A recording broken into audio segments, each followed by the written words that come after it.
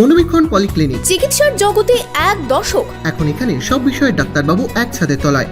Phone করুন 7477799515 এই নম্বরে।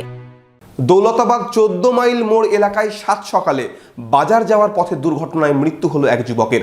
পিকআপ ভ্যানের সাথে বাইকের মুখোমুখি সংঘর্ষে ঘটনাস্থলে মৃত্যু হয় যুবকের। বহরমপুর শহরেই 4 star deluxe premium hotel with luxury and comfort golden retreat.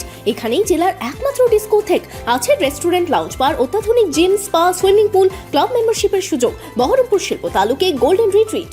সাত সকালে দৌলতাবাদের 14 মাইল মোড় এলাকায় দুর্ঘটনার বলি যুবক। দৌলতাবাদ থেকে বাইকে করে ইসলামপুরে সবজি নিয়ে যাওয়ার পথে দুর্ঘটনাটি ঘটে।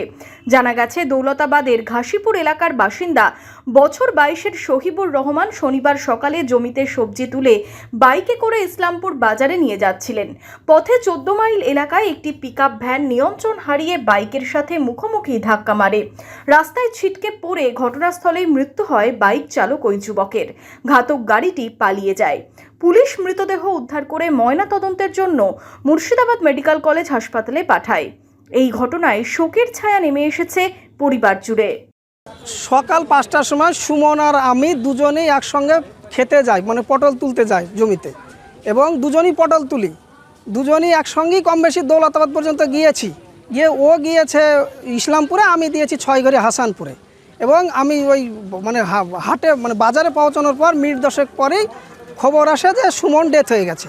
আমি খবর নিয়ে জানতে পারলাম যে 407 একটা গাড়ি ইসলামপুর থেকে আসার পথে, আর ও এই দিক থেকে যাচ্ছিল, দিয়েই আপনার মানে সংঘর্ষ হয় এবং দুজনে ওই গাড়ি পালিয়ে যায় এবং ও ডেথ হয়ে যায়।